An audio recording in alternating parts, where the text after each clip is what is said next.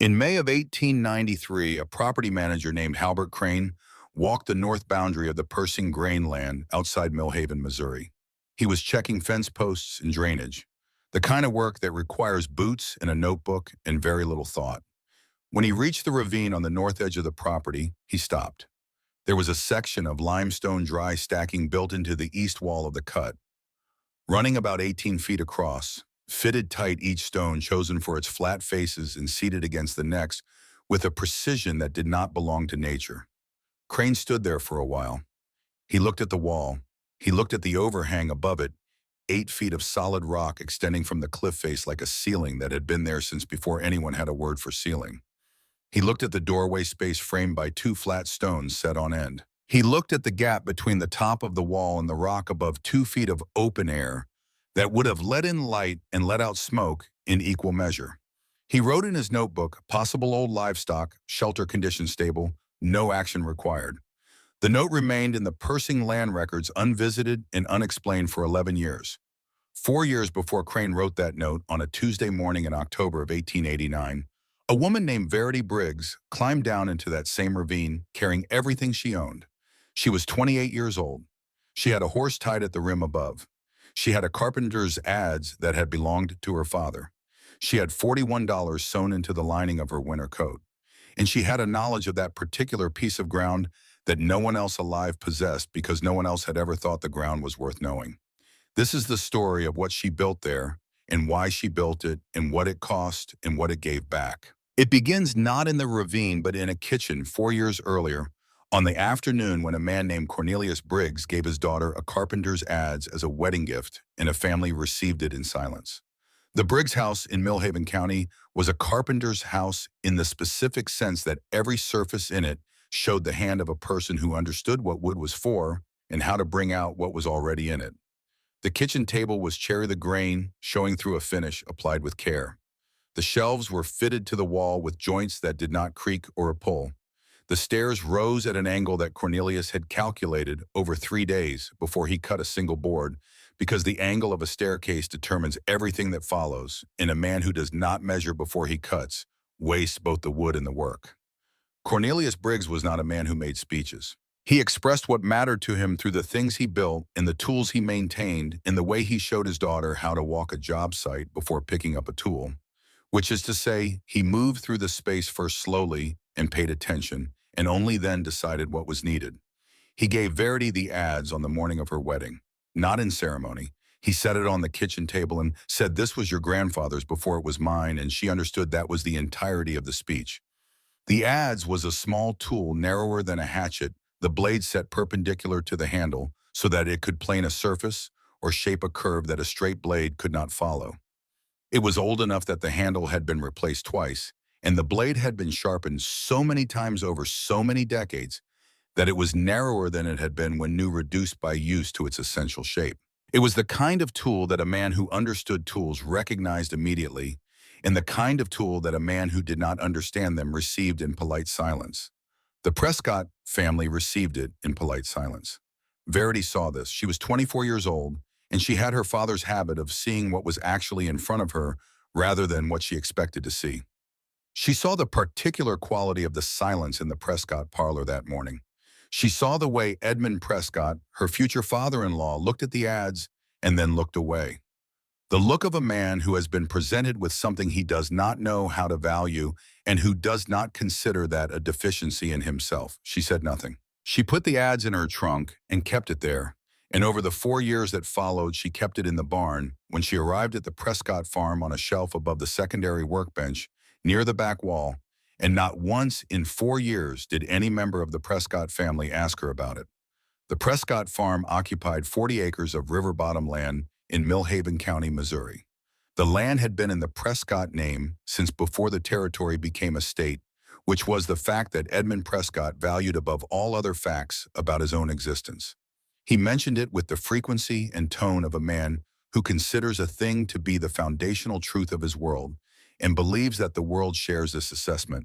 His son Aldous was 27 when he married Verity. He was a quiet man whose quietness was not the quietness of depth. It was the quietness of a man who has grown up in the presence of a father who fills all available silence and has learned that the easiest response to that presence is to occupy as little space as possible. He was not unkind. He was not cruel. He was the kind of man who fails the people around him, not through intention, but through the particular absence of intention that amounts over years to the same thing. Verity was not naive when she married him. She was 24, and she had grown up in a house where materials were assessed honestly before being used, and she applied the same assessment to the situation in front of her. She knew Aldous was not romantic. She knew the Prescotts valued land the way other families valued blood, absolutely and without negotiation, and that anything that was not land was therefore of secondary importance, including the people who worked that land. She thought the absence of romance could be compensated by stability. She was wrong about this. She needed 4 years to understand exactly where the error lay. The first year she rebuilt the kitchen garden. The garden had been allowed to go to hard clay and pokeweed over the previous 3 years since the last woman who tended it had died, and no one had thought to replace what that woman's labor had produced. Verity cleared the beds by hand, working from the fence inward, removing the pokeweed and its roots, which go deep and come back if you leave any part of them. She composted through the winter building piles at the south end of the plot where the frost would do its work and the spring warmth would arrive first. She tracked the sunlight across the garden in every season, noting where the shadow of the barn fell in July and where it fell in March, adjusting her planting accordingly. By the following summer, the garden was feeding the household and producing surplus for the root cellar. Beans, tomatoes, late squash, pickled beets in labeled jars on the lower shelves. She wrote the dates on the labels in her own handwriting. A habit her father had taught her: a label without a date is an approximation, and approximations compound. Edmund Prescott walked past the garden on an afternoon in late July. He stopped. He stood with his hands in his pockets and looked at the rows. He said, "This one knows how to work." His voice carried the tone of a man inspecting a new piece of equipment and finding it satisfactory. Verity was at the far end of the garden, and she heard every word. She heard the distinction between praising the work and praising the worker. She heard the word "this one," which was not a name and was not a person, and which placed her in the same category as the soil and the tools and the fence posts. She filed this distinction away without responding, because she had not yet learned to fully trust her own instincts about the Prescott family, and because she still believed in that first year that being useful and being valued were the same thing. They were not the same thing. They had never been the same thing, but she had not yet accumulated enough evidence to know this with certainty, and she was a woman who required evidence before she reached conclusions. The second year she learned the land. This was not the land as Edmund described it, 40 acres of river-bottom farmland carrying the Prescott name since statehood. This was the land as a physical fact, which is a different thing entirely. She walked it the way her father had taught her to walk a job site, which was slowly and with attention, not looking for anything specific, simply moving through the space and letting the space speak. The soil shifted from clay to loam at a depth of about 3 feet along the western field. She found this out by digging test holes at intervals, which was not something anyone had asked her to do, and which she did anyway because the information was useful, and gathering it cost nothing but time.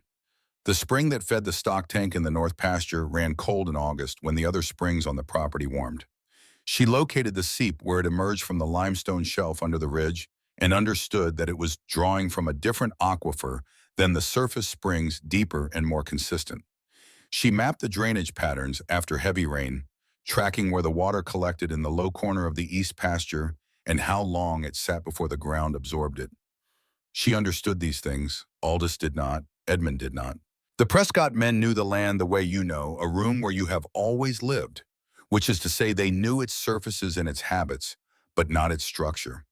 They had owned this land for generations without ever fully learning it. Verity knew it in 2 years. She also knew by the end of the second year the content of the conversations that happened on the porch in the evenings when she was washing dishes in the kitchen with the window open. The window faced the back porch.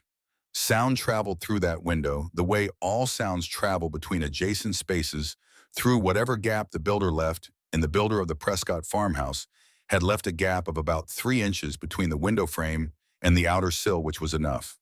She heard the conversation the first time in the second autumn. She heard Aldous say her name. She heard Edmund respond in the slow, deliberate tone he used when stating facts he considered settled. She heard the word children used not as a noun, but as a measure the way you would use a word that describes a crop or a yield. She set down the dish she was washing and stood at the sink with the towel in her hands and did not move. She heard the conversation the second time 3 months later. The third time she heard Aldous say it plainly, she knows the dirt, but she does not know how to be a wife. Verity stood at the sink with the water cooling around her wrists. She did not cry. She wrung out the towel, hung it on the hook, and went to bed. She did not mention what she had heard because a thing overheard is not a conversation. It is information, and information in her experience was more useful when stored quietly than when confronted directly. She was filing it. She was building a picture. She was doing what her father had taught her to do before she touched a tool, which was to understand the full situation before deciding what it required. The third year, she began her own work. She had been mending clothes for the household since the first month of her marriage, which was not unusual, and which no one had asked her to do, but which had become part of the structure of the household, the way all work becomes invisible when it is done consistently and well by people whose invisibility is considered normal. She was good at the work. Her mother had taught her the technique at age 11, press the fold twice, before stitching, stitch twice before cutting, which added time to every hem, but produced work that held through 50 washings without pulling or fraying. In the third year, she began taking work from outside the household.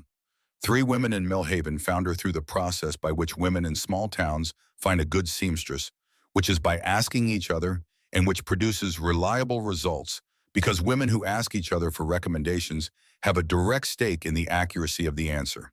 They came to the side door. She took their fabric and their instructions, and she delivered finished work on the schedule she named. And the work was what it had always been. Seams that did not pull buttonholes, that did not fray hems, that fell level after a season's worth of wear. She was paid in cash. The cash went into the lining of her winter coat, which hung on a hook in the bedroom closet where nobody looked because nobody had reason to look. There was no malice in this arrangement. She was not stealing. The money she earned with her own hands was by any reasonable measure her own. But she had learned by the third year that keeping things required not telling anyone you had them, and so she did not tell anyone, and the coat grew heavier in small increments through that third year and into the fourth. She was not saving toward anything specific.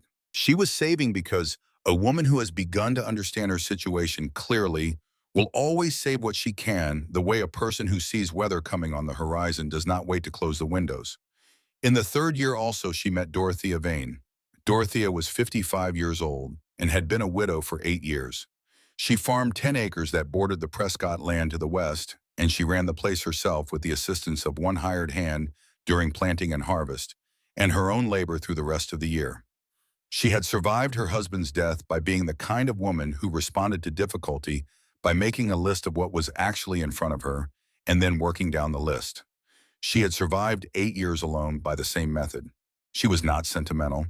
She was practical in the way that some people become practical when sentiment has cost them more than they can afford, which is to say, absolutely and without apology. She said what she meant, and she meant what she said, and she did not say much, which made the things she did say land with a weight that most people's longer speeches never achieved. Verity had seen Dorothea at the quarterly market and at church twice a year, and had exchanged the standard courtesies. Nothing more until the third year, when Dorothea came to the Prescott gate in September carrying a jar of sourwood honey and knocked. They sat on the porch and drank coffee. Dorothea looked at the garden, which was at the end of its season, the stalks cut back and the beds mulched, and the rows visible as a pattern in the dark soil. She said nothing about the garden for a while. She looked at it the way she looked at everything, which was the way you look at something when you are determining its actual quality rather than its surface appearance. Then she said, "Your father is a carpenter down in Clary County, isn't he?" Verity said yes. Dorothea said, "I can tell." The garden has structure. A lot of people plant in rows. You plant it in a system. Verity did not answer, and Dorothea did not expect her to, and the conversation moved on to other things. But Verity held that observation. Being seen specifically and accurately by someone who asked for nothing in return was not a sensation she had experienced recently. She was not sure she had experienced it at all since she had come to live on the Prescott farm. The fourth year, Aldous moved his things to the spare room. He did not announce this. He did not explain. One afternoon, while Verity was in the garden, he moved his clothing from the wardrobe in the bedroom they had shared for 3 years to the smaller wardrobe in the room down the hall where they had stored extra quilts and boxes of things without immediate use. She came in at dusk and noticed the space where his clothing had been, the absence of his boots beside the bed, the single pillow on the side of the bed that had been his. She stood in the doorway and waited for what the moment would produce. What came was not sadness, it was lightness. She stood in that doorway and felt herself lighter, and she hated the feeling because it meant she had already given up before she knew she had given up, which meant the giving up had happened silently, without her fully witnessing it at some point in the past 3 years that she could not identify. And a thing she could not identify was a thing she could not properly understand. And a thing she could not understand was a gap in the picture she had been building. She closed the bedroom door and went to the kitchen and finished the mending she had due on Friday. Because the mending was due on Friday and it needed to be done. It was Dorothea who said it out loud. She came on a Tuesday afternoon in the summer of the 4th year, the way she came sometimes without announcement, with a part of something or a cutting from the kitchen garden, and a direct gaze in the manner of a woman who considers pleasantries to be a poor use of both parties' time. She poured the coffee. They sat on the porch, and Dorothea looked at Verity the way she looked at everything directly, and she said, "Aldous is not going to keep you. The Prescotts do not keep wives who do not bear children. You should start thinking about what comes next." Verity set down her cup. She was not angry because Dorothea was wrong. She was angry because Dorothea was right. There is a particular kind of fury in being told what you already know by someone who had no obligation to soften it. The knowledge was not new. The picture she had been building for 4 years had been pointing in this direction for most of those years, and she had been building it carefully and accurately. But there is a difference between knowing something and having another person say it plainly in the afternoon light of your own porch. She stood up. She said, "Thank you for the coffee." She left. She did not visit Dorothea again. She walked home and worked through the evening and lay down that night and stared at the ceiling and felt the full weight of having punished honesty because she was not ready for it. She would remember that later.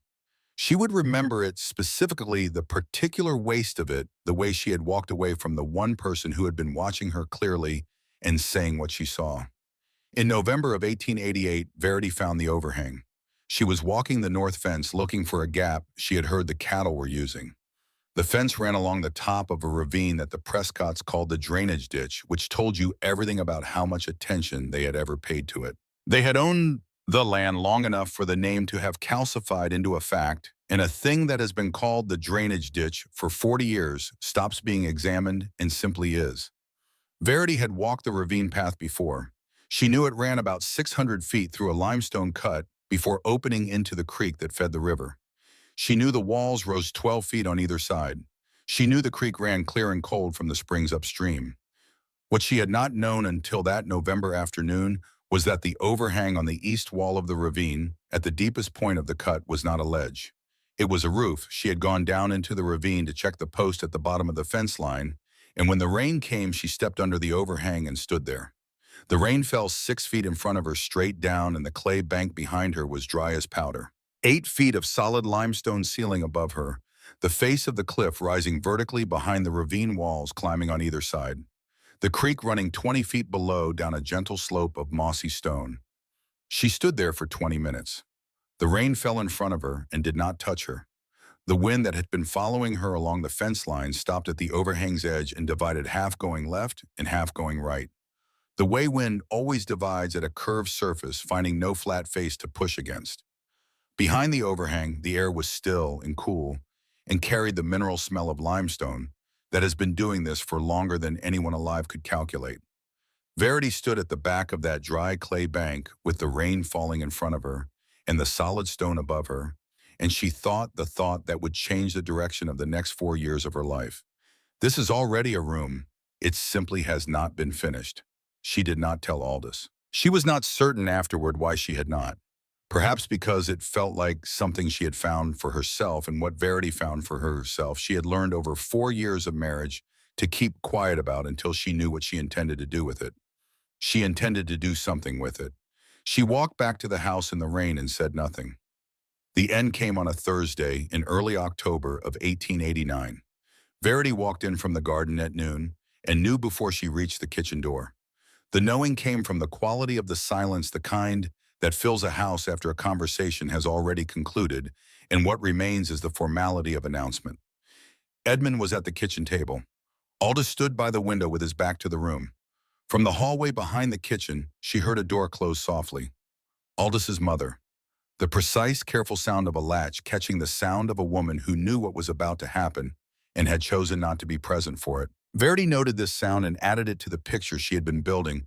This final piece, the woman who had said nothing for 4 years, closing a door rather than witnessing the end of that silence. Edmund spoke without looking up. The marriage had not taken. Those were his words. Had not taken, as if it were a graft on a fruit tree, a thing that either bonds to the host or does not, and if it does not, you cut it clean and move forward, because sentiment does not improve soil, and a failed graft does not improve with patience. 3 days. They were giving her a horse which was generous by their accounting.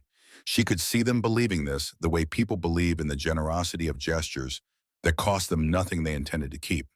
They kept the house, the barn, the root cellar with its jars of beans and tomatoes and pickled beets in her handwriting.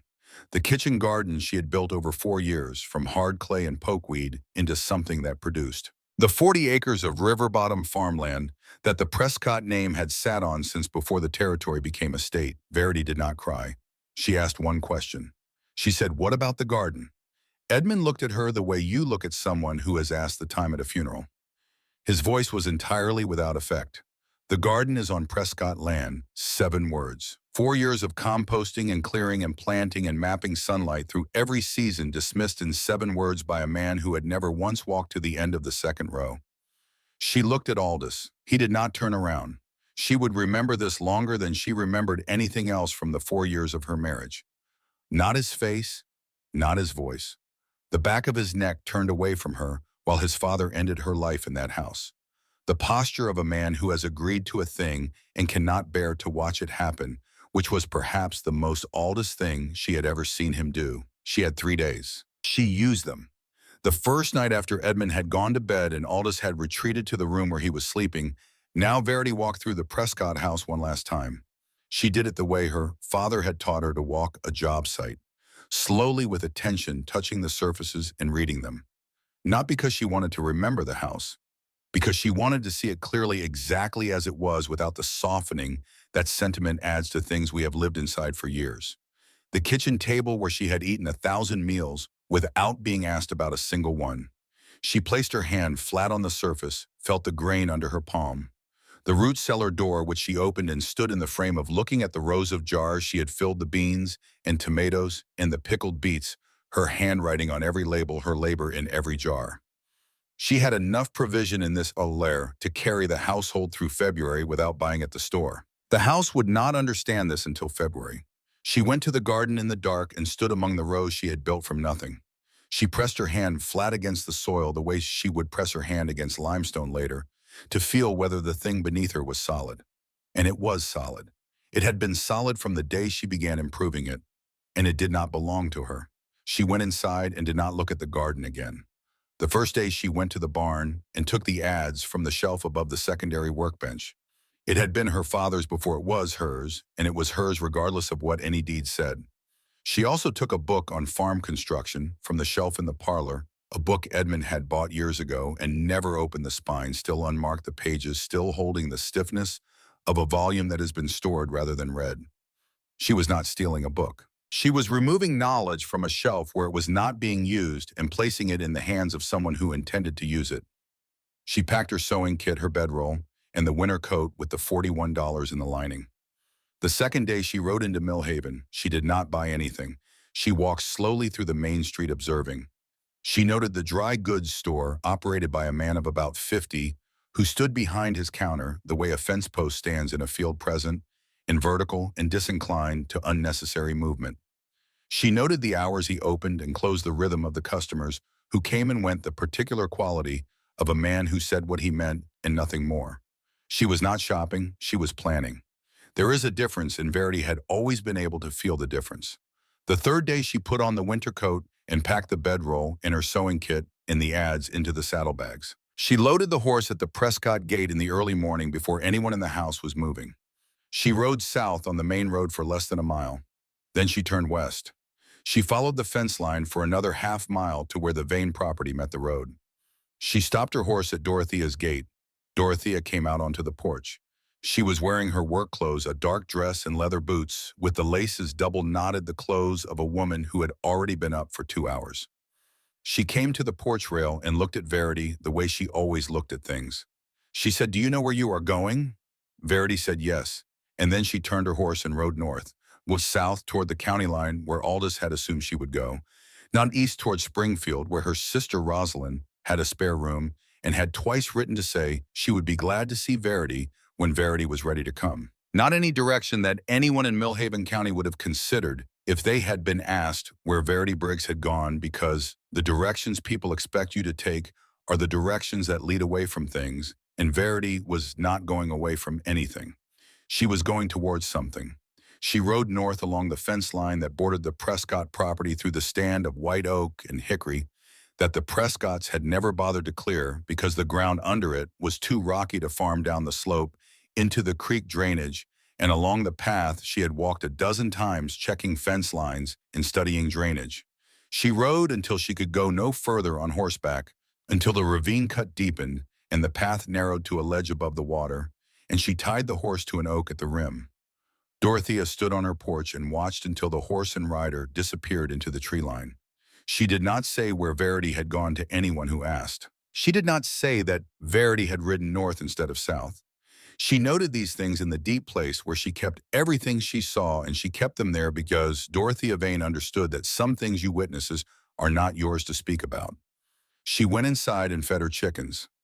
Verity climbed down into the ravine. She went over the rim with the saddlebags across her shoulder, using the exposed oak roots for footholds the way she had used them before when she had come to check the fence post. The limestone was slick with the morning's dew. She moved slowly, and she did not fall. At the bottom, she stood in the creek bed and looked up at the overhang she had stood under in the rain 14 months before. The November light came down through the bare branches above the ravine rim and laid itself across the limestone wall in pale strips. The creek ran low and cold over the gravel. The clay bank beneath the overhang was dry. The rock above it extended 8 feet out from the cliff face, solid and unchanged, indifferent to the passage of 14 months in the specific gravity of what she was standing there deciding. She looked at the space for a long time. She looked at it the way her father had taught her to look at a foundation, for she poured it, measuring the actual dimensions against the dimensions in her mind, checking for the gap between what she had imagined and what was actually there. There was no gap. It was exactly what she had remembered. 18 feet of horizontal coverage running along the east wall, 12 feet of depth from the face of the cliff to the lip where the overhang ended, 8 feet of clearance at the highest point, a floor of packed clay and river gravel level enough to stand on and work on and sleep on if you built it up. She reached into the saddlebag and took out the adze. The wood of the handle was smooth from years of use, worn to the shape of the hands that had used it. Her grandfather's hands first, then her father's, now hers. She held it the way her father had taught her to hold it, the weight resting in the palm rather than grip tight, the blade ready. She set the saddlebags down against the cliff face. She stood in the center of the space that was not yet a room and looked at the open western end where the wind came through and the ravine path was visible to anyone who walked below. The wall was the first problem. She would start with the wall. Part 2, our Teen Days 3 Winters. The wall was the first problem and the only problem that could not wait. Without a wall across the western opening, the space beneath the overhang was a windbreak and nothing more. The prevailing weather in Millhaven County came from the west and northwest, which meant that without a wall, every fire she built would heat the open air above the ravine. Every night she slept, there would be a night in the open country with a ceiling of rock and nothing else. The ceiling mattered. The ceiling was what had stopped her in the rain 14 months before. But a ceiling without walls was architecture for a different kind of life than the one she was trying to build. She spent the first full day selecting stone. The ravine floor and lower walls were rich with limestone rubble pieces that had been working free of the bedrock for centuries and had come to rest wherever gravity and the creek's occasional flooding had deposited them. Some of it was useless, rounded, and irregular, the kind of stone that will not stack because it has no flat face to rest against its neighbor. Some of it was exactly what she needed, Slabs that had split from the parent formation along natural planes of weakness, leaving surfaces that were not perfectly smooth, but were flat enough for the purpose which was all that mattered. She moved through the rubble, slowly testing each candidate piece by setting it on the ground and pressing at its edges. A stone that rocked was a stone she put back. A stone that sat without movement she carried to the base of the overhang and set in a row. By mid-afternoon she had a supply. By evening she had established the footprint of the wall, setting the first course of foundation stones along the line she had decided on, which left her a doorway space of about 3 feet slightly to the left of center, framed on each side by the largest and most nearly vertical stones in her collection. She slept that night on her bedroll under the overhang, with the first course of the wall at her feet, the overhang above her, and the October stars visible through the ravine's open top in the narrow strip of sky between the rims. The creek made its sound. The air came down from the ridges and moved through the ravine with the particular chill of high country in autumn, not yet the killing cold of December, but the announcement of what December intended. She was not comfortable. She was not in danger. The distinction between those two states was the only one that mattered. She ate dried biscuit from the saddlebag and drank from the creek and lay down and thought about the second course of the wall until she fell asleep. On the second and third days she built. She had read the principle in the farm construction book she had taken from the Prescott parlor, and she had seen the technique applied to the Prescott spring house on the east edge of the property. Dry stacking, each stone laid without mortar, the weight of the wall held together by gravity, and the precision of fit. A wall built this way had no chemical bond to fail. What it had was physics. The weight of each stone pressing down on the stones below the slight inward batter of the courses, as they rose the way a curved or irregular face in one stone was accommodated by its neighbor, until the two pieces fit with the snugness of things that were made for each other and simply needed to be introduced. She worked from the corners toward the center and from the base upward, testing each placement with her palm before committing to it, pressing the stone in all four directions to check for wobble, because a stone that wobbles is a stone that transfers its movement to the stones around it, and movement accumulates the way debt accumulates invisibly, at first and then all at once. She rejected stones that did not sit true. She rotated stones until they sat without movement, and then she moved to the next course. The wall rose, not quickly, a day to reach knee height, another day to reach the level of her chest. On the third day she found that she had developed a method without intending to the way your hands find a technique, before your mind understands it, because the hands are in contact with the material and the mind is not.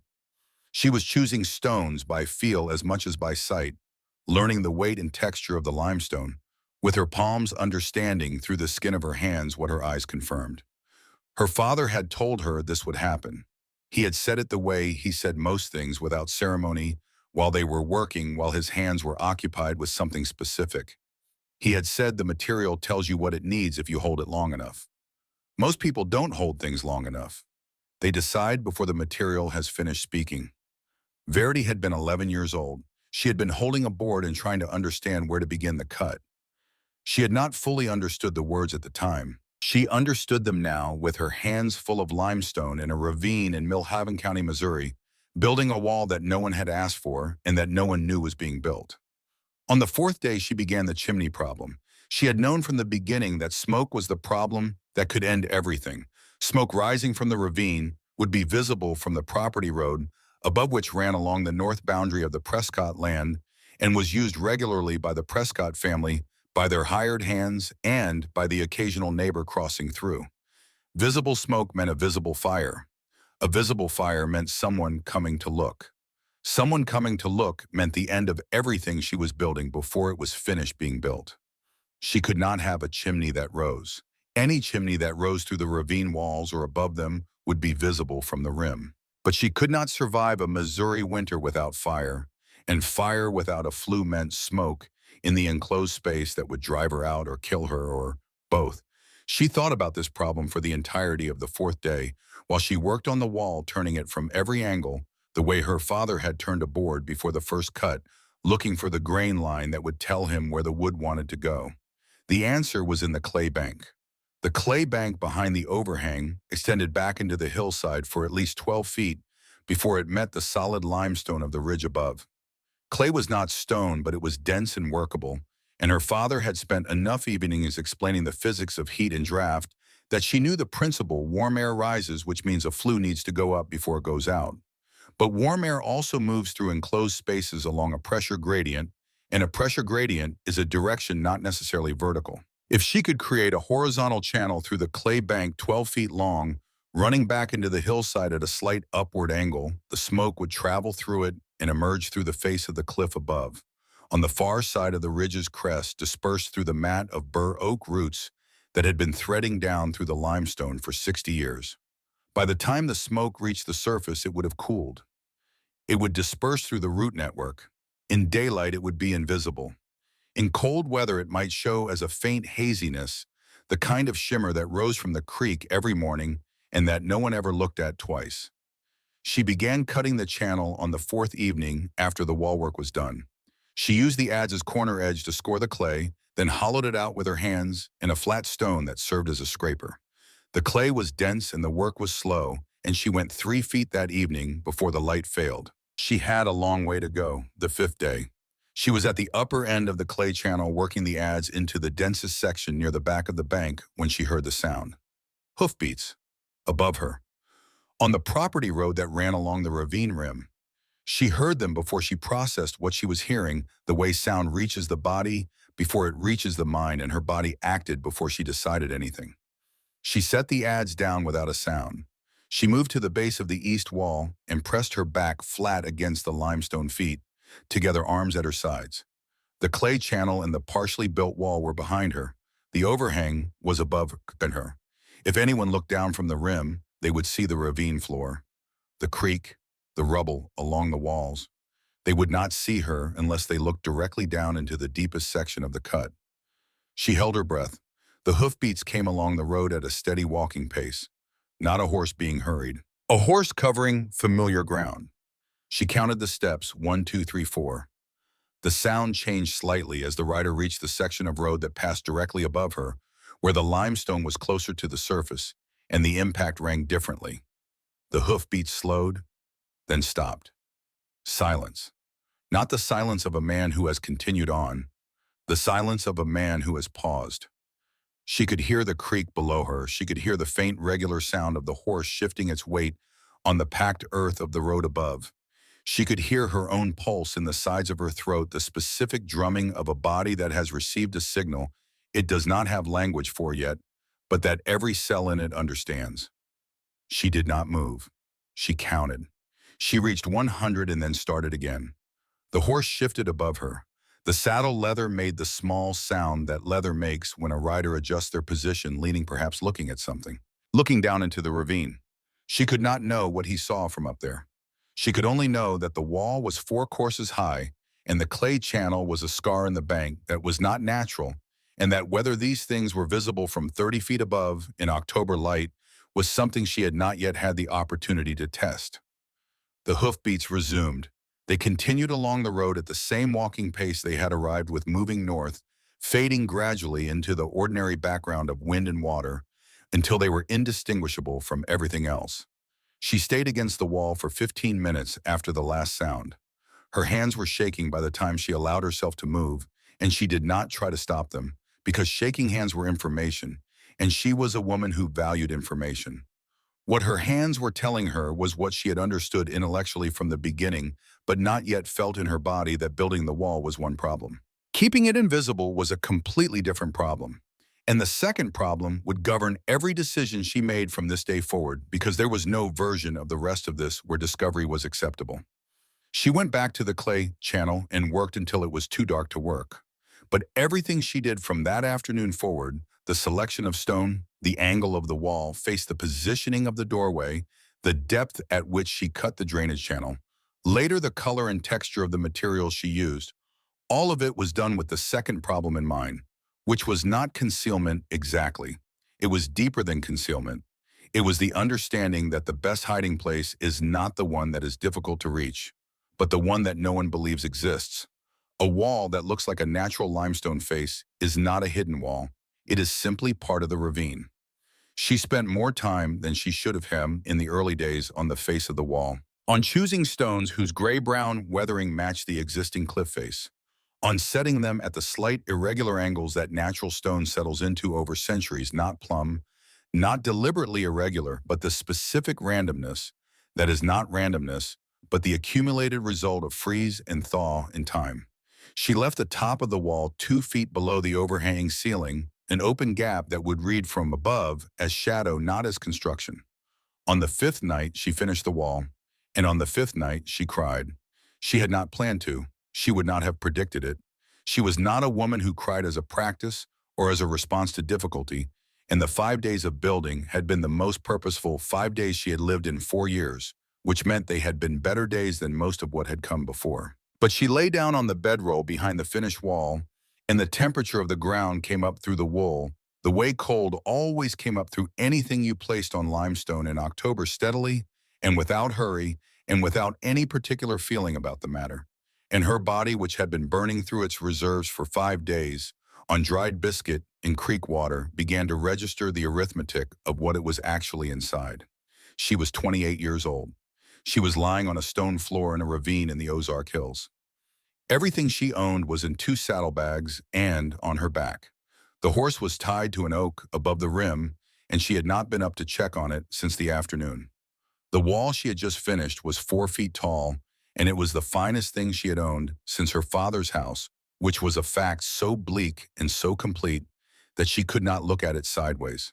She had to look at it directly, and looking at it directly, she cried. Not for the Prescott house, which had never been home, not from fear, which she had been too busy for. She cried because Dorothea Vane had been right, and she had walked away from Dorothea's porch rather than sit with the discomfort of hearing what she already knew. And now she was entirely alone in a way that made the loneliness of her marriage look like a crowded room. She cried because the limestone above her was solid and ancient and indifferent, and because indifference in the dark feels exactly like contempt. She cried because she was her father's daughter, and her father had built a house and a life, and a daughter who knew how to see what was in front of her, and what was in front of her was a clay floor and a wool blanket and $36 left in her coat lining. She gave herself 10 minutes. She had decided this before she lay down, the way she decided things that required deciding in advance before the moment arrived and the available options narrowed. 10 minutes. Then she wiped her face with her sleeve and lay down again and thought about the chimney channel, specifically about the angle at which it needed to slope upward through the clay bank to ensure reliable draft without creating a pressure differential that would pull cold air down into the firebox. The physics of this were interesting if you let them be. She was asleep before she had finished working it out. This was the only night Verity Briggs cried in the ravine. Not because she was strong, because after that night she was too busy. And busy is the best possible medicine for the kind of grief that does not come from a single wound, but from the accumulated cost of understanding a situation clearly over a long period of time. She finished the chimney channel on the 9th day. 12 feet of horizontal passage cut into the clay bank starting from the firebox recess she had hollowed out against the cliff face, running back into the hillside at a slope of roughly 1 foot of rise for every 4 feet of run. She packed the walls of the channel with flat limestone slabs to prevent collapse, cutting them from a section of talus on the ravine's west wall that had enough flat-faced material for the purpose. The mouth of the channel she lined with fired clay that she produced by building a small fire in the recess and feeding it until the surrounding clay had hardened to a reddish-brown surface that would not crumble under sustained heat. The outlet emerged behind the bur oak roots on the upper bank, which she reached by climbing the ravine wall on the outside and following the surface until she found the place where the channel broke through. She pressed her hand over it and felt the air moving. The right direction. The right pressure. Enough draft to pull smoke the length of the passage without enough pull to create a cold air downdraft when the fire was banked. She went back to Millhaven that day. She had avoided the town since arriving at the ravine, which was easy enough because she had enough food for 2 weeks if she was careful, and she had been careful. But the iron firebox she needed was not something she could make from ravine materials. She had priced it in advance in the days before she left the Prescott house and knew that the hardware store on the east end of Millhaven's Main Street carried the model she wanted for $11.20. She paid in cash. She gave no name. She paid for the delivery herself, hiring the hardware man's boy to haul the box on a borrowed mule to the Persing Road junction north of town, where she collected it herself and loaded it across the horse's back for the half-mile walk to the ravine rim. Getting the box down the ravine wall took most of the afternoon and the entire contents of her patience. 140 pounds of cast iron does not negotiate with the angle of a limestone slope. She rigged a rope around a tree at the rim and lowered the box in stages, controlling the descent with her body weight and the friction of the rope around the oak, stopping every few feet to reset her footing and check the angle. The box swung and grated and scraped against the limestone twice each time, producing a sound she could hear a quarter mile in any direction. She waited after each sound, listening for any response from the world above, and when none came, she continued. The box reached the ravine floor intact. She had spent $31.20. She had $9.80 remaining. She had a firebox and a chimney and a wall. On the 14th day, she laid the floor. The floor was split, oak deadfall from the ravine rim, where the previous winter's ice storm had brought down 3 large trees and left the trunks where they fell. The wood was already dry, having been off the tree since January. She split the sections using the adze and a stone wedge she fashioned from a piece of chert, working the grain with the adze blade to produce boards of approximately uniform width. She worked slowly because the adze requires accuracy more than force, and accuracy requires patience. And she had learned in 14 days of building that patience in the ravine was not a virtue. It was a technique. She laid the boards in 2 layers on a base of leveled clay, the lower layer running east to west, and the upper layer running north to south. The subfloor principle she had seen applied in the Prescott house when a section of kitchen floor had been replaced 2 years before. 2 layers set perpendicular to each other created a structure that distributed load across the grain of both layers, which was more rigid than either layer alone, and which would also provide some insulation against the cold of the limestone beneath, which was not nothing.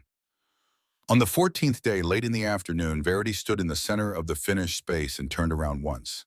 11 feet deep, 18 feet wide, 8 feet tall, where the overhang met the top of the front wall, dropping to 6.5 at the back, where the clay bank curved down to meet the floor. Planked floor on leveled clay on limestone.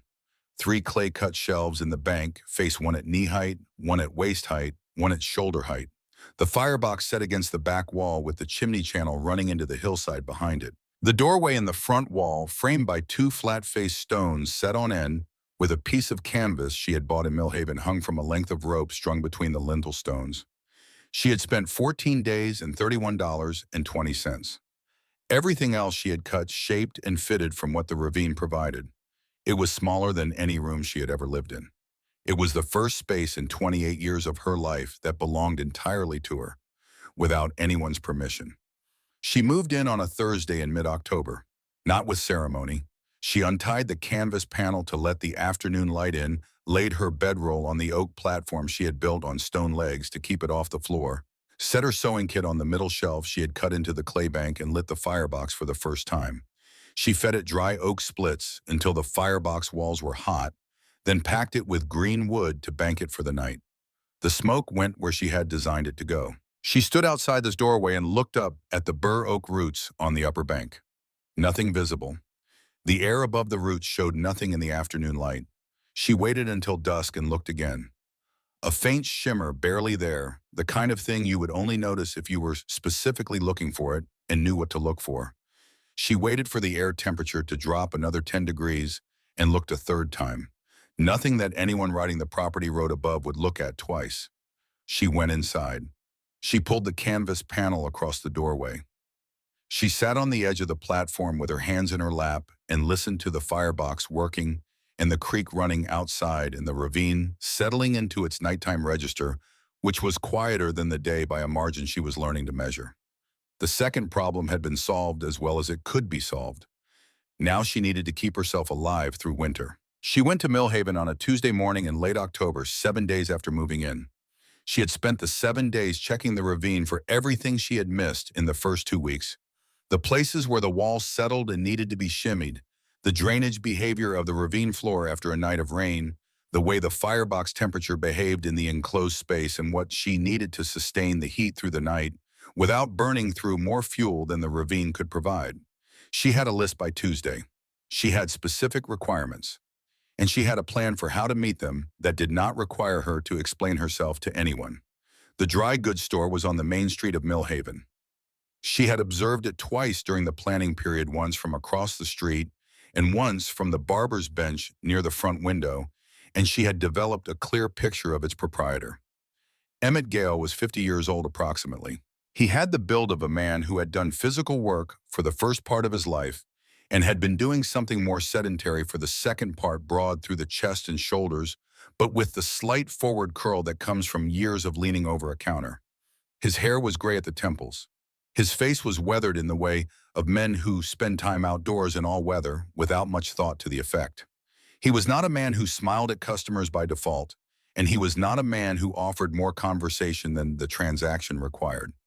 Verity had watched him for 2 days. She had watched him process a dozen customers, and what she had seen was a man who paid attention. He listened to what people said and responded to exactly what they had said, not to what he expected them to say. He did not anticipate or embellish. He weighed a measure of flour, and it was the correct measure, not a generous one, and not a short one, because the correct measure was what had been requested, and what had been requested was what he provided. That quality, she had decided, was the quality she needed. She went in on a Tuesday and stood at the counter and stated the arrangement in plain terms.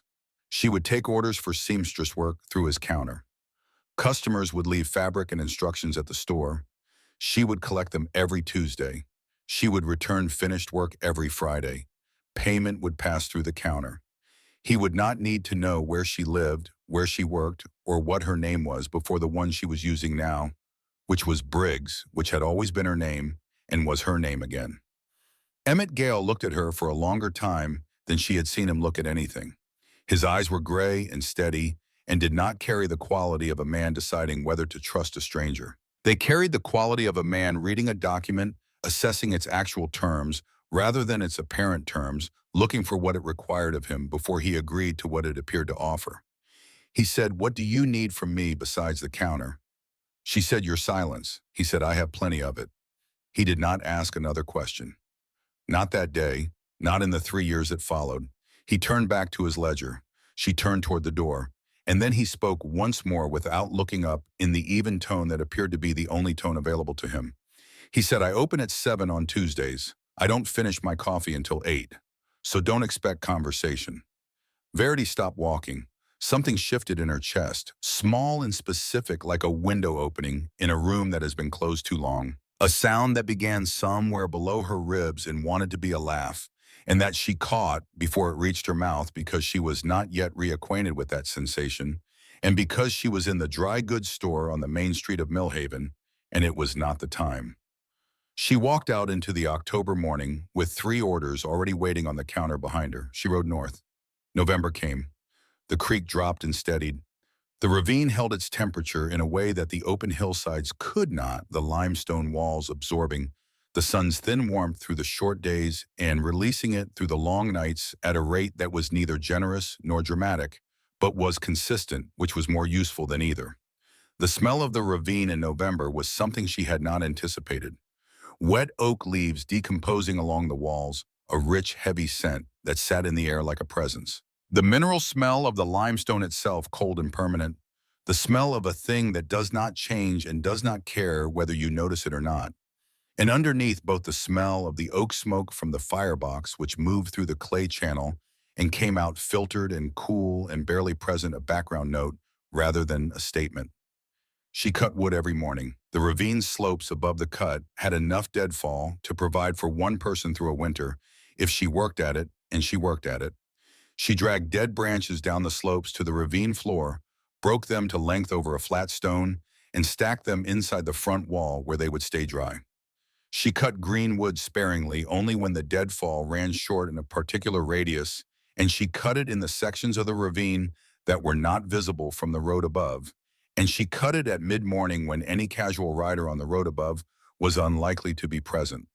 December brought the first real test. Rain for 7 days straight, beginning on a Sunday and continuing without interruption through the following Saturday.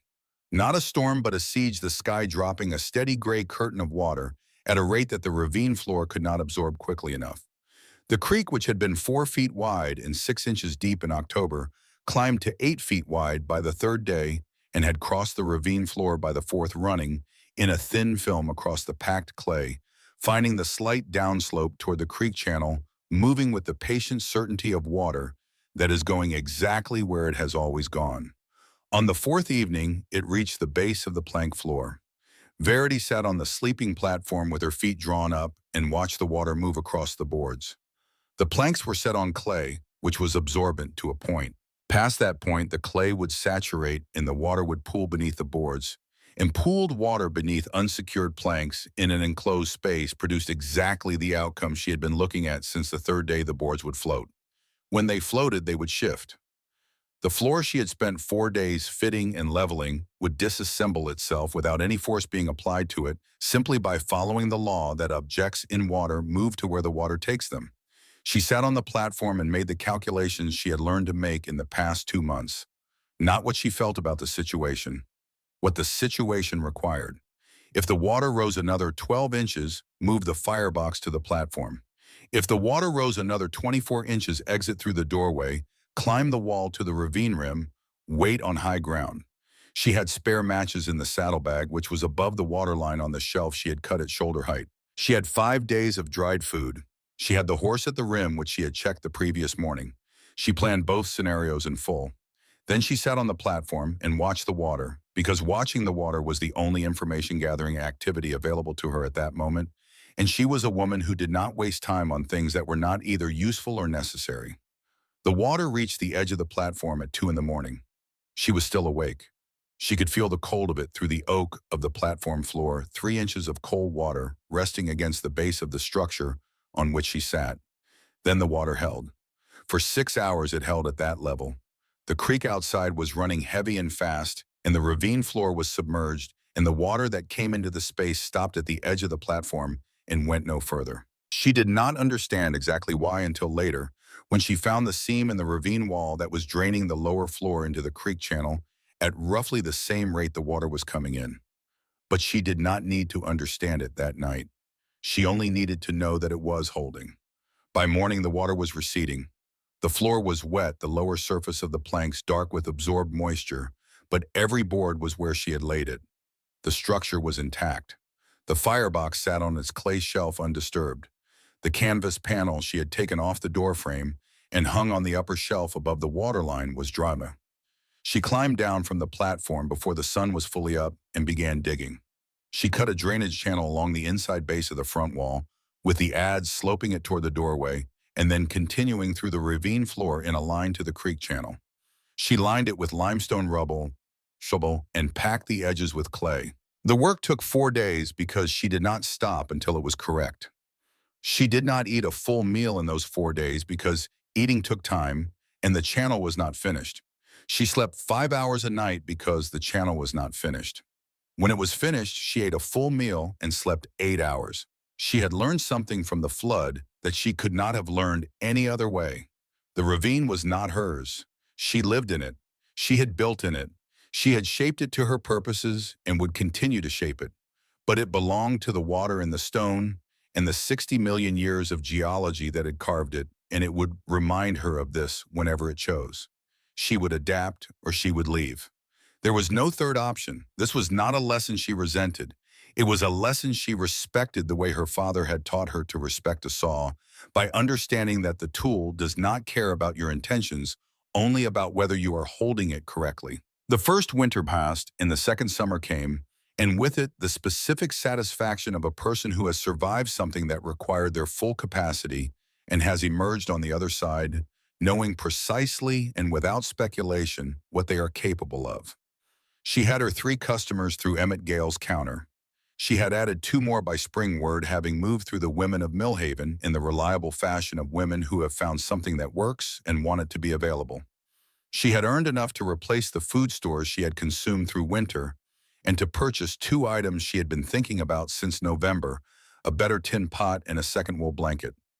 She planted wild mint by the creek entrance to the ravine in April. She found it growing upstream and transplanted 3 clumps into the damp soil beside the doorway, spacing them with the same attention she had given to the kitchen garden on the Prescott farm, thinking about the sun and the moisture and the drainage. Her mother had grown mint by the back door of the house where Verity had grown up. There was no practical reason to grow it in the ravine. Mint did not feed you or keep you warm or contribute to the structural integrity of a limestone shelter. But Verity wanted to smell it in the morning when she stepped outside, and wanting something for no reason other than wanting it was a thing she had not allowed herself in so long that the act of pressing 3 clumps of mint roots into the mud felt almost reckless. She did it anyway.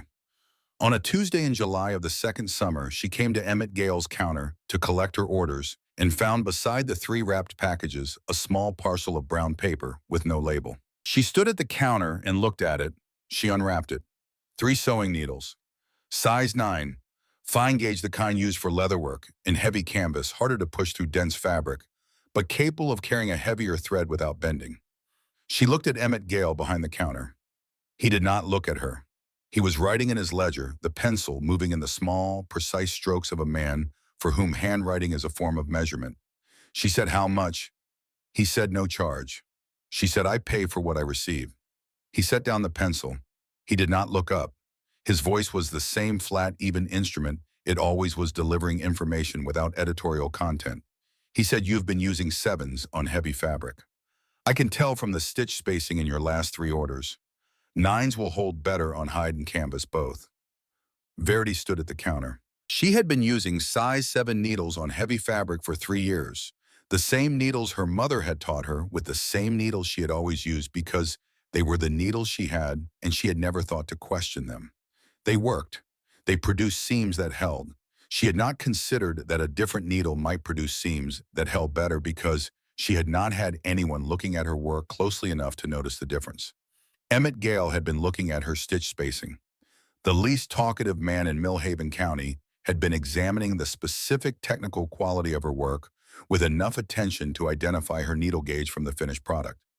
Not because she was a charity case, not because he was doing her a favor in the sense that favors require an acknowledgement of disparity between parties, because he had noticed a detail about the work she did and the detail was correctable and he had corrected it. She stood at the counter for a moment longer than she needed to. She picked up the needles. She put them in her coat pocket. She walked out of the store and mounted the horse and rode north along the Millhaven Road with the needles in her pocket and a feeling in her chest that she could not name right away. She named it that evening, sitting on the platform with the firebox unlit in the July heat, turning the needles in her palm in the last of the late light that came through the gap between the top of the wall and the rock ceiling. Being known, not fully, not deeply, but accurately in one specific particular by one specific person who had paid attention without being asked to. She had not been known even in this small way since she had left her father's house. And the feeling of it, small and precise as a single well-placed stone in a wall, was the thing that kept her still on the platform for a long time after the light was gone. In the autumn of 1891, the land changed hands. She learned this not from anyone who told her, but from the evidence of the survey crew she saw working the southern field one morning when she climbed the east ravine wall to check the condition of the bur oak roots around the chimney outlet. 3 men with a transit in a chain measuring in the methodical fashion of people being paid by the work rather than the hour. She understood what this meant. Edmund Prescott was selling the land. She went back into the ravine and thought about it. The sale itself did not threaten her. A new owner of the surface land acquired the same view of the ravine that the previous owner had always had, which was the drainage ditch, a non-arable cut that generated no revenue and required no maintenance. A new owner had no particular reason to walk down into it. The survey crew she knew would not follow her there because surveyors measured arable land and described everything else as non-arable drainage and moved on. What the sale meant was that Edmund Prescott would walk the property before the papers were signed. It was the kind of thing a man like Edmund would do, not from sentiment, but from the same instinct that made him check his fence posts and his roof and his tools before he traded or sold them. The instinct that what you have owned for a long time, you should look at clearly before you release it. She put out the fire. She moved the firebox ash to the chimney channel. She sealed the canvas panel so that no line of light showed around its edges from outside. She placed the saddlebags on the upper shelf and covered them with a flat stone. She checked the exterior of the wall from the ravine path below, checking for any line or angle that did not match the surrounding limestone. She found two places where a stone had dried lighter than its neighbors, and she wet them with creek water until the color matched. Then she waited. 3 days after she had seen the survey crew, she heard the footsteps on the road above. Not the loose forward-falling footstep of a younger man. The deliberate, careful footstep of a man in his 60s who has given up nothing but pace. She heard the cane before she heard the boots, the tap of iron on stone, and she recognized from the pattern of it the particular way Edmund Prescott set his cane down before he shifted his weight, a habit she had observed across 4 years of meals and passages through the house. She pressed her back against the clay wall and did not move. The footsteps came along the road and stopped, directly above her. 30 feet of stone and air between his boots and the ceiling of the space where she slept. She could hear his breathing, the slightly labored sound of a man who had climbed a slope he no longer climbed easily. The cane tapped once, a sound she had come to recognize as the sound of Edmund settling his weight and looking at something. He was looking down into the ravine. She counted. She had learned this over 2 years in the ravine, that counting gave her body a signal that someone was still managing the situation. 1 to 60, then again, she could hear the creek. She could hear the wind in the bare trees above the ravine rim. She could hear the specific quiet of a man who has stopped moving and is studying something, the quality of stillness that belongs to a person who is looking and thinking about what he sees. The wall from above was limestone in a ravine, the same gray rubble that lined 600 feet of the cut in both directions, the same muted colors of weathered Missouri limestone on an October afternoon. No edge too straight, no course too regular. Nothing that the eye of a man who called this place the drainage ditch and had not once in 40 years of ownership climbed down into it would stop at. The cane tapped again. The footsteps resumed moving away, going north along the road toward the property's edge, where the new owner's surveyor had set the boundary pin. She sat in the dark behind her wall with her knees drawn up and her back against the warm clay, and listened to the sound of Edmund Prescott's footsteps retreating along the road above the roof of her house. She was aware of the specific quality of the moment, and she let herself be aware of it without trying to name it, because some things are most honestly experienced as sensation before they are reduced to words. When the footsteps were gone entirely, she sat for another 20 minutes in the quiet. Then she opened the canvas panel and let in the autumn light and began to rebuild the fire. Part 3, the cost of being found and the choice to leave. The newspaper scrap came in on a March wind. She found it on a Monday morning caught in the bur oak roots above the chimney outlet, where the wind that moved along the ridge left small deposits of the world below. Leaves and seed casings, and occasionally a scrap of paper that had made its way from the road or the town or some further distance she could not calculate. She pulled it free while checking the roots for winter damage, the way she did every morning in early spring, making sure the frost had not heaved any of the limestone around the outlet enough to change the draft. She unfolded it. It was a quarter page from the Millhaven County Gazette. The printing was smeared on one edge where moisture had gotten to it, and the lower portion had been torn away at some point before the wind took it. What remained was a column of community notices, and below that, set in slightly larger type, the beginning of an obituary. She read it standing on the upper bank, with the early March light coming flat and pale across the ridge. Emmett Gale, aged 51, proprietor of Gale's Dry Goods Millhaven, survived by his wife Vera, passed in his place of business on the morning of the 14th, discovered by his wife at 9 o'clock. Service to be held Friday at the Methodist Church. In lieu of flowers donations to the Millhaven Widows Fund, the rest had been torn away. Verity stood on the bank with the paper in her hands and read it twice. Then she folded it along the original crease, the careful crease of a document that someone had folded with attention before the wind got to it, and she carried it down into the ravine and set it on the upper shelf beside her sewing kit, and she sat on the platform and did not move for a long time. She did not cry. She had allocated her tears to one night on Cold Stone in October of 1889, and she had not reopened that account. But she sat with a stillness that was different in quality from her usual stillness, which was the stillness of a person listening for something specific. This was the stillness of a person absorbing a loss that she had not prepared for because she had not understood until the loss arrived that there was something to lose. Emmett Gale had been the only person on earth who knew where she was. Not because she had told him. She had told him nothing beyond what the arrangement required. She had told him her name and her schedule and what she needed and what she was offering in return. She had not told him she was living in a ravine on the north edge of the former Prescott land. She had not told him anything about her circumstances at all. But a man who looked at 3 orders of seamstress work and identified the needle gauge from the stitch spacing was not a man who was failing to draw conclusions from the information available to him. He had known. She was certain of it. And he had held that knowledge for 2.5 years without once asking what she was doing with her life or why she was living it the way she was, because that was what Emmett Gale considered his business, and that was what he did not consider his business. And the line between those two categories was as precise and consistent in him as his ledger entries.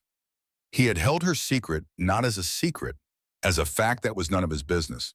And now he was in the ground behind the Methodist church and the last thread connecting her to the town of Millhaven, the thin, reliable line that ran through his counter and kept her tethered to a source of income, and therefore to the continued possibility of staying in the ravine through another winter, had not been cut by her choice or by his. It had been cut by the only force that operates without negotiation. She sat on the platform until the March light shifted from morning to afternoon. Then she stood up and went to check the snare lines she had set along the ravine's upper slopes, because the snares needed to be checked and they did not care about the contents of a newspaper. What happened in the dry goods store after Emmett died was told to her later in pieces by Dorothea, who had assembled the pieces from what Vera had told her and what other people in Millhaven had noticed without understanding what they were noticing. Vera Gale found the obituary notice in order and the business papers in order because Emmett had kept everything in order, which was the kind of man he was. She also found in the back of the ledger, behind the last page of entries, a note in his handwriting. Small and precise, the handwriting of a man who treated words on paper with the same economy he applied to words spoken aloud. North Ravine Prescott land, do not disturb. Vera read it twice. She did not understand it. She put it in the stove. She also found in the ledger's entries themselves 2 years of payments recorded to a V. Briggs. 47 entries totaling $61, all marked with a small notation in the right margin that she did not understand at first and then understood to mean uncollected, because the last entry was from the previous October, which was when the deliveries and collections had stopped. She placed a notice in the Gazette. There was no response.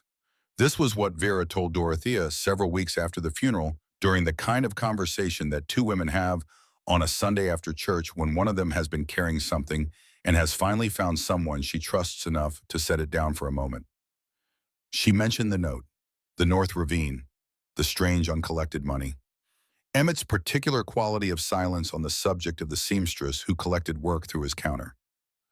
Dorothea listened. She listened the way she listened to everything that mattered, which was without expression and without hurry, letting each piece settle into the place it occupied before she moved to the next. And as Vera talked, Dorothea felt the pieces she had been holding separately for 2.5 years connect to the pieces Vera was offering, with the quiet internal sound of a thing coming into alignment. North Ravine, Prescott land. Verity had ridden north on the morning she left. Not south, not east, north toward the Prescott property line, toward the timber and whatever lay beyond it. Dorothea had watched her go. She had noted the direction. She had held it for 2.5 years in the deep, organized place where she kept the things she saw and did not yet know what to do with. She knew now. Constance Webb was 30 years old, the wife of the Methodist minister, and she believed in community with the same absolute conviction that Edmund Prescott had believed in land. She organized, she visited, she brought things to people and took other things from them, specifically the isolation she considered a condition requiring correction. She was warm in the genuine way and persistent in the relentless way, and the combination made her the most effective and the most dangerous woman in Millhaven, depending on whether you wanted what she was offering.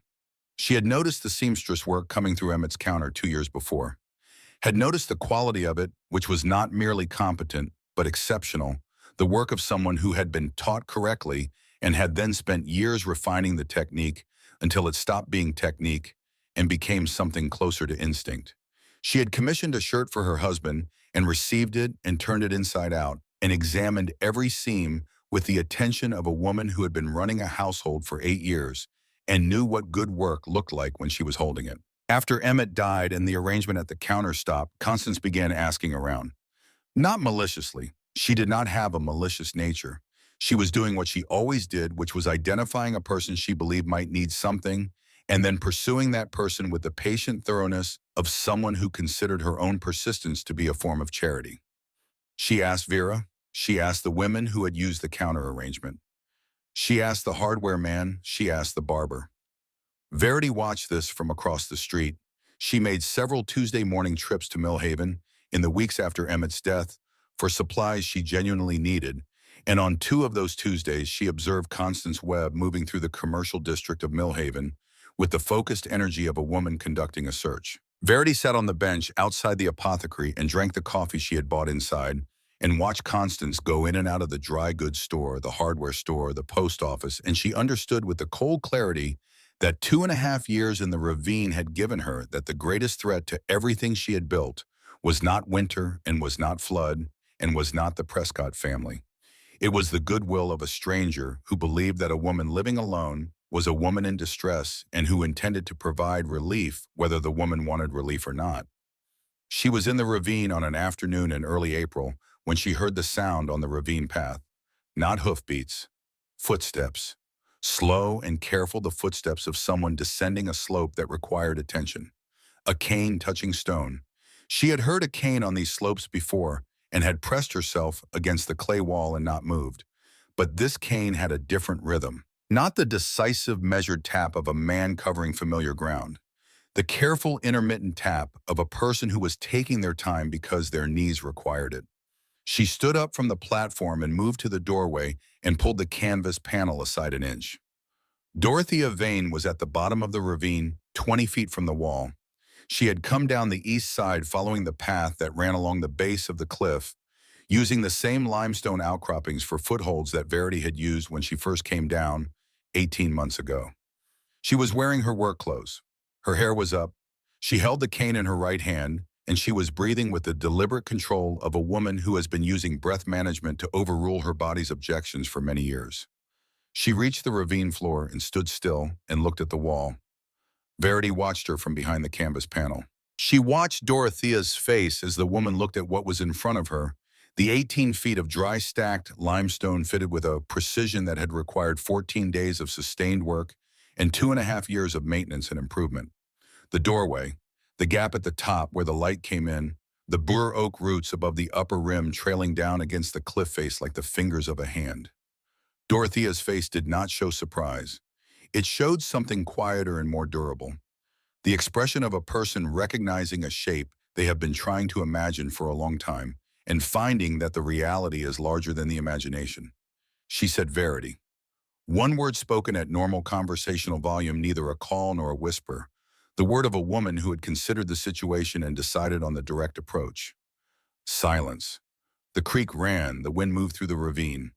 Then Dorothea said, I know you're there. I haven't told anyone. I came alone. I only want to know that you're alive. Verity let the canvas panel fall back into place. She stood behind it for a moment, not from hesitation, but from the specific internal rearrangement that happens when you have been unseen for a long time and are about to become seen. The rearrangement required a moment. She gave it one. Then she pushed the panel aside and stepped into the doorway. Dorothea looked at her. She looked at her the way she had always looked at things, directly and without performance, reading what was actually there rather than what she expected or hoped. She looked at the short, practical haircut and the patched dress that had been mended in several places with the same invisible stitching that characterized every piece of work Verity had sent through Emmett's counter. She looked at the hands, the calloused knuckles, and the small scars and the nails cut close to the quick. The hands of someone who had been doing sustained physical work in conditions that were not designed for comfort. She looked at the posture, which was not the posture Verity had carried in the Prescott house, the careful, self-contained posture of a woman in a space she did not control. This was the posture of a woman in a doorway she had built. She said nothing for a long time. Then she said, You built all of this? Verity said yes. Dorothea looked past her into the space of the plank floor and the clay shelves and the firebox against the back wall, and the light coming through the gap at the top of the front wall in a bright horizontal band across the floor, moving slowly the way light moves in the late afternoon when the sun is dropping toward the ridge. She stepped forward. She came through the doorway. She stood in the center of the space and turned slowly, reading it the way Verity had learned to read a space, with attention, not looking for anything specific, simply letting the space tell her what it was. She sat on the edge of the platform. Verity put water on the firebox. She had dried mint from the previous autumn, the mint she had planted beside the doorway a year ago for no practical reason, and she put a handful of it in the tin pot and waited for the water to come to heat. She poured 2 cups, both tin, both the same, and she handed one to Dorothea and sat beside her on the platform. They drank mint tea in the April afternoon with the creek outside and the wind in the oak roots, and the limestone of the overhang above them, old and indifferent and solid in the way of things that have been solid for a very long time. Dorothea said, "You spent 4 years in the Prescott house, and you learned how to build a home. I spent 30 years living next to the Prescott house, and all I ever learned was how to endure." Verity held the tin cup in both hands and said nothing, because what Dorothea had said was not a question and was not a statement that needed a response. It was a reckoning offered out loud, the kind of thing a woman says when she has been thinking it for a long time and has finally found the right person in the right place to say it to. They sat together for a while longer. The firebox made its ticking sound. The creek ran. Then Dorothea stood. Her knees registered their usual protest, and she overruled them with the practiced efficiency of a woman who had been having this conversation with her body for years. She walked to the doorway and turned back. She said, "I won't come back unless you ask me to. But if you need anything, you know where my house is." Then she climbed out of the ravine slowly and without hurry, and she did not look back. Verity stood in the doorway and watched her go until the sound of the cane on the limestone path had faded to nothing. Constance Webb came to Dorothea's house on a Saturday in May. She came with the focused purpose of a woman who had narrowed her search to its final candidate and was ready to conclude. She had spent 6 weeks working through Millhaven's available information, and the conclusion of that work was that the seamstress who had passed work through Emmett Gale's counter for 2 years was most likely Verity Briggs, formerly Prescott, formerly of this county, who had departed the Prescott farm in October of 1889, and whose whereabouts since that departure no one in Millhaven could account for. She stood in Dorothea's kitchen and explained this with the earnest clarity of a woman who was proud of the quality of her reasoning and who wanted to help someone who had clearly been struggling alone for too long. Dorothea listened. She listened to all of it, the reasoning, the evidence, the concern, the genuine warmth behind the concern, which Dorothea recognized as genuine because she had lived long enough to know the difference between performed warmth and the real kind, and Constance Webb's was real. That was what made this difficult. When Constance had finished, Dorothea said Verity Briggs went to Springfield. Her sister is there. She's been there since the winter of '89. She said it clearly and without hesitation in the steady conversational voice she used for statements of fact. She held Constance's eyes while she said it because she knew that a lie told to the floor is a lie that folds under the weight of its own doubt. She felt the lie leave her mouth. She had not lied in 8 years. Not since her husband died and the particular social performances that marriage requires ended along with it. She was a woman who said what she meant and meant what she said, and this principle had cost her things over the years. Friendships and courtesies and the easy warmth of people who prefer pleasantness to accuracy. She had considered that cost acceptable because the alternative was becoming a person she did not respect. The lie leaving her mouth felt like a bone breaking. Not painful exactly. Wrong. A fundamental violation of the way things were supposed to work. But she was not lying to protect herself.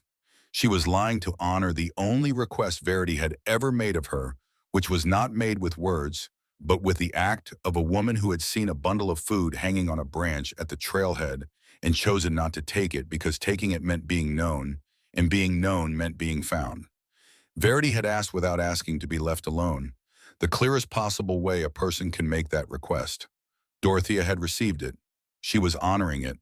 Constance believed her. Or she chose to believe her, which amounted to the same thing in practice, because questioning the word of a 60-year-old widow who had lived in this county for 30 years and whose character was not in doubt required a willingness to make an accusation that Constance did not have, which was to the woman's credit.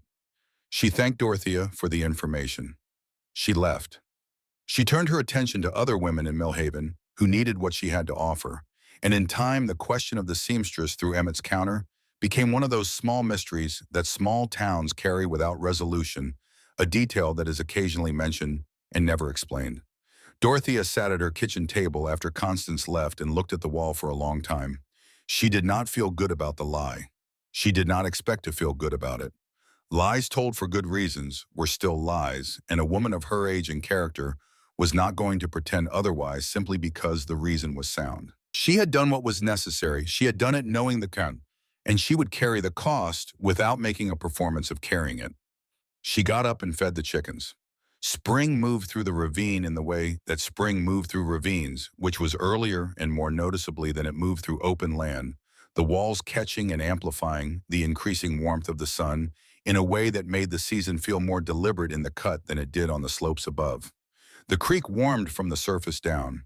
The moss on the ravine walls went from its winter gray to a vivid particular green that had no equivalent in the palette of any other season. The bur oak roots above the chimney outlet put out pale new leaves that filtered the morning light into something soft and shifting. Verity planted the garden. She had been preparing the soil in a patch beside the east wall since February, turning it and improving it with ash from the firebox and leaf mold she had been collecting from the ravine floor since the previous autumn. In April, she pressed seeds into the prepared ground corn from the small stores she had been saving since her first summer in the ravine ramps, transplanted from the north-facing slope upstream. The late squash she had been growing from saved seed for 2 seasons. She planted carefully, thinking about the sun and the drainage and the particular way the ravine's walls would concentrate the warmth on the mouth-facing plot. She was not planting to produce surplus. She was planting because planting was the thing she did, the thing she had always done, the thing she understood in her hands better than she understood most things in her mind. The garden at the Prescott farm had been the truest expression of herself that she had managed in 4 years of marriage, and they had kept it, and it had died without her, and she was growing a different one now in different soil, with different walls and different light, and entirely at her own direction. She was not thinking about the Prescott garden when she planted. She was thinking about soil temperatures and germination rates and the angle of the June sun above the ravine rim. But her hands knew what they were doing, and what her hands were doing was making a claim. The second summer was the summer Verity learned to read the weather from the creek. She had been reading the creek for a year by that point, but reading it the way you read a thing when you are still learning its language slowly and with effort and with the awareness that you are missing things. In the second summer, it became something else. The creek's language became her first language. In that space, the way a language becomes the language you dream in when you have lived in it long enough. A drop of 2 inches in 3 days meant dry weather pressing down from the northwest. A rise of 1 inch overnight with no rain meant snowmelt on the upper ridges, which meant cold water for 4 days regardless of the air temperature. The sound of the creek in August, the particular thin voice it had when the water was low and clear and the stones were exposed, was different in quality from the sound of the creek in May, which was fuller and less distinct, the water having more to say and saying it louder because the channel was full. She learned these distinctions not by studying them, but by living alongside them, the way you learn anything you cannot choose to stop paying attention to. She also discovered in the second summer that a fox had denned in the west wall of the ravine 50 feet downstream from her doorway. She saw it first as a russet flash in the last light of an evening in June, moving along the base of the wall with the confident, unhurried pace of an animal that considers itself the primary occupant of a territory. She watched for it in the mornings and evenings after that and saw it often enough to establish the outline of its routine. She did not interfere with the fox.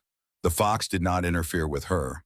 The arrangement had a clarity that she appreciated, the clarity of 2 creatures who had assessed each other and arrived at the same conclusion, which was that the ravine was large enough for both of them and that neither party had anything to gain from testing the other. It was the most uncomplicated relationship she had in the year following Emmett's death.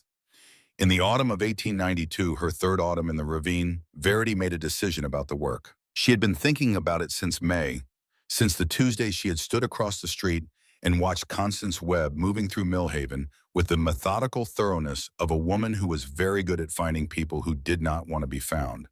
The arrangement through Emmett's counter had been protected by Emmett's silence and by the fact that the arrangement's mechanics were opaque to anyone who was not inside them.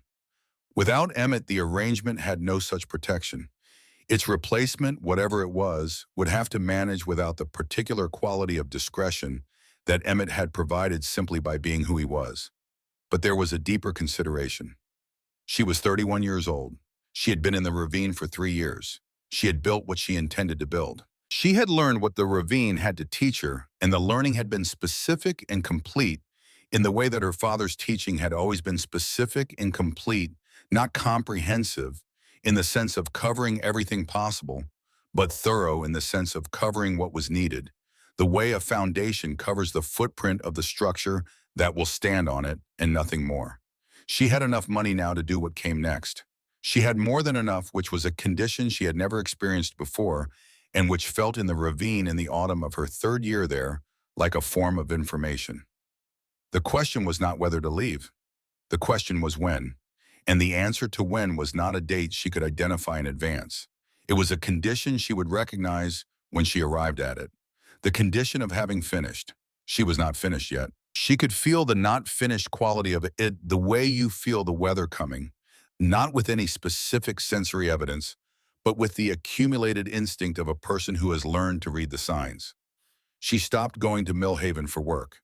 The Tuesday trips had become more exposure than they were worth now that the protection of the counter arrangement was gone and Constance Webb was an active presence in the commercial district. The $41 she had arrived with had grown through 3 years of careful work and careful spending to $112 in a new coat lining she had sewn herself from canvas and wool. She had enough. The trips to town had served their purpose.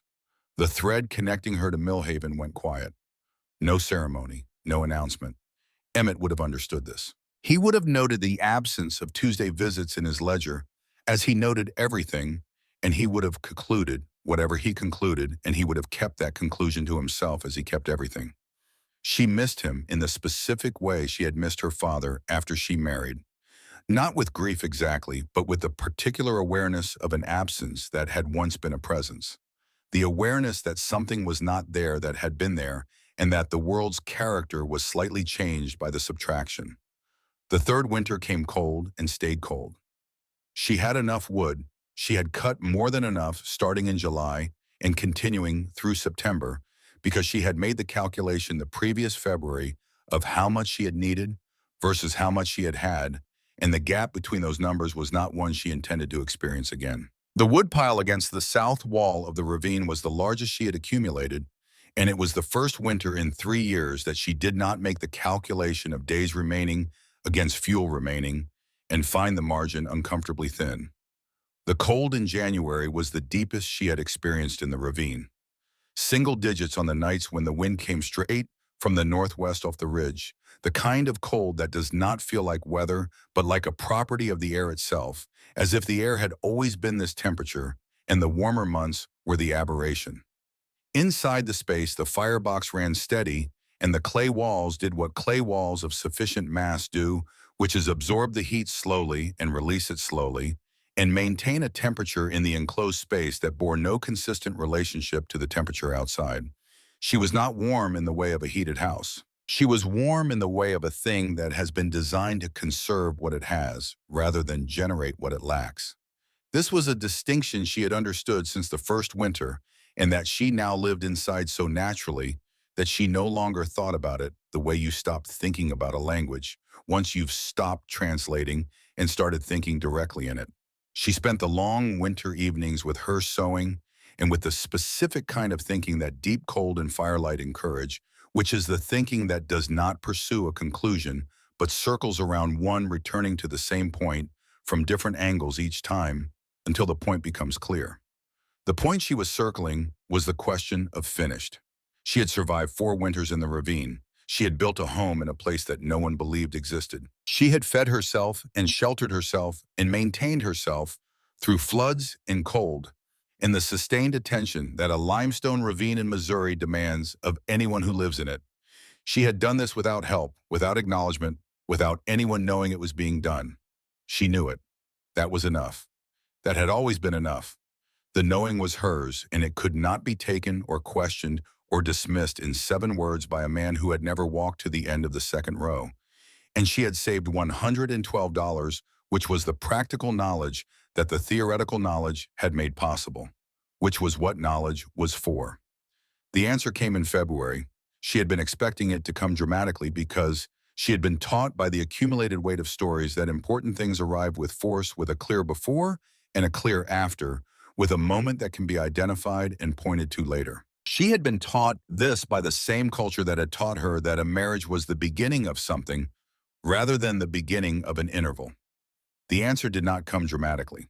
It came on an ordinary February morning when she stepped outside the doorway to check the weather before deciding how much wood to cut, and the creek was running low and clear in its February channel, which was the channel she had seen it run in for 3 years, and the frost was on the ravine walls in the specific way she had seen it on perhaps 100 mornings, and the bur oak roots above the chimney outlet were moving slightly in the ridge wind, and she stood there in the cold morning air and understood without effort and without surprise that she was done. Not done because the ravine had failed her, done because the ravine had succeeded. It had given her what she had come to build, which was not just shelter and not just income and not just invisibility, although it had given her all of those. It had given her the proof, the specific, undeniable, entirely personal proof that she could do the things she had done, and that the things she had done was something no one who knew her would have expected, and that their not expecting it was their limitation and not hers. The proof was in the wall and the floor and the clay shelves in the chimney channel that ran 12 feet into the hillside, and the $112 in the coat lining, and the 3 years of Tuesday mornings at a counter run by a man who had never asked her a question she wasn't prepared to answer. She had the proof.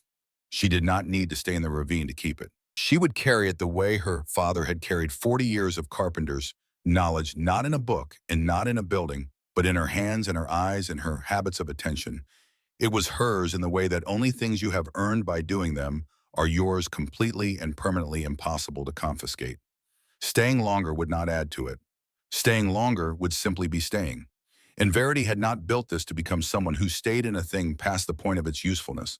She went back inside and made coffee and began thinking about what came next, which was a different and more interesting kind of thinking than the circling she had been doing all winter. She spent March preparing to leave, not quickly and not with the 3-day urgency of her departure from the Prescott farm. She had time and she used it properly. She checked every element of the structure with the eye of a builder doing a final inspection, not looking for problems to fix, but assessing what she was leaving, what condition it was in, how long it would stand without her. The front wall solid. 3 years of frost and thaw and the seasonal flooding of the ravine floor had not shifted a single stone. She pressed each course in sequence, working from the base upward, and the wall had answered her with the particular unmoving firmness of a thing that has found its equilibrium. The clay bank shelves were intact, the cuts still sharp-edged. After 3 years, here, the clay hardened to something close to stone by the heat from the firebox and the accumulated pressure of the objects that had rested on them. The chimney channel she checked by lighting a small fire in the firebox and watching the smoke until she was satisfied with the draw, then banking the fire and watching the channel outlet above until she was satisfied that nothing visible was escaping. The floor she would leave. It had served its purpose, and it was part of the structure now fitted to the space the way the space fitted the hillside, each element belonging to its place. Taking the planks would leave gaps in the clay that the winter water would use. She left everything. On the last day, she took down the canvas panel. She folded it and packed it with her sewing kit and the adze, which had been sharpened so many times over 3 years that the blade was noticeably narrower than it had been on the October morning. She carried it down the ravine wall, reduced by use and maintenance to something even closer to essential than it had been before. She packed the bedroll and the coat with the $112 in the lining and the tin pot in the composition book in which she had kept every financial record of 3 years in the ravine, every penny in and every penny out in handwriting that Emmett Gale would have recognized as the writing of someone who treated numbers with the same precision. She brought to stitching. She stood in the space one last time. Without the canvas panel, the afternoon light came through the doorway and the gap at the top of the front wall and lay across the floor in bands, moving the way light moves in enclosed space when the sun is at the right angle, slowly and with a quality that felt almost deliberate. The clay walls held their warmth. The firebox was cold, the shelves were empty, the floor was swept. She looked at the marks on the clay bank above the upper shelf, the record she had kept since the second month. Small not-shed marks cut with the corner of the adze one for each week she had been there. She had not counted them in over a year. She did not count them now. She knew approximately how many there were, and the number was not the point. The point was that each one had been made, and that each one represented a week in which she had been exactly what the situation required, and that the sum of them was the specific gravity of what she was carrying out of the ravine. She climbed the wall one last time, using the same limestone outcropping she had used on the first day, and she untied the horse from the oak at the rim, and she loaded the saddlebags and mounted. She did not look back at the ravine. She had said goodbye to it the way she had built it, without an audience and without ceremony, and the goodbye was complete by the time she was in the saddle. Verity was not a woman who confused the leaving of a thing with the performance of leaving it. She rode south along the property road. She stopped at Dorothea's gate. It was a March morning, cold, in the way that March mornings are cold when the winter has not entirely released its intention, the frost still on the grass, the sun not yet over the ridge to the east. She tied the horse and walked to the porch and knocked. Dorothea came to the door in her house dress, her hair down, the hair that Verity had only ever seen pinned up under the work hat, or the church hat, now loose and gray, and longer than she had expected. She looked at Verity with the same direct, unashamed gaze she had turned on everything for 60 years. Verity said, "I'm leaving." Dorothea said nothing for a moment. She looked at the horse at the gate loaded with the saddlebags ready for a day's travel. She looked at Verity's face. She was doing what she always did, which was reading the actual situation rather than the apparent one. She said, "Are you finished?" Verity considered the question with the honesty it deserved, the way she considered every question that deserved honesty, which was without rushing and without dressing the answer in what sounded better than what was true. She said yes. "I'm finished." Dorothea nodded once. She was quiet for a moment, the kind of quiet that holds something the way a hand holds something before it releases it. Then she said, "The kitchen garden at the Prescott place. The new people didn't plant it. It died the first winter after you left." The words landed in the cold morning air between them and stayed there. Verity did not speak. There was nothing to say that the silence was not already saying. 4 years of compost and planting and mapping the sunlight across every season. 4 years of the most particular knowledge applied to a particular piece of ground with the full attention of a woman who understood that attention was what turned soil into something that produced. The land that Edmund Prescott had kept because it was on Prescott land and therefore worth keeping. It had gone back to hard clay and pokeweed in one winter without her. The space where the garden had been was the shape of the argument she had been making since she walked out of that kitchen, except that she had been making it in a ravine where no one could see it, and the garden was making it on 40 acres of river-bottom farmland that anyone in Millhaven County could walk past on the road. Edmund Prescott had kept the land and lost the garden. She had taken the ads and the knowledge and the $41 and built something that no one knew was there, and it was standing, and it would stand when the Persing land changed hands again, and when whoever came after Persing walked the north boundary and found it and could not explain it. Dorothea had told her this not to wound her and not to comfort her. She had told her because it was true, and because Dorothea was a woman who believed that truth, even when it arrived with an edge, was a better thing to carry than ignorance. Verity turned back to the horse. She untied it from the gate and mounted.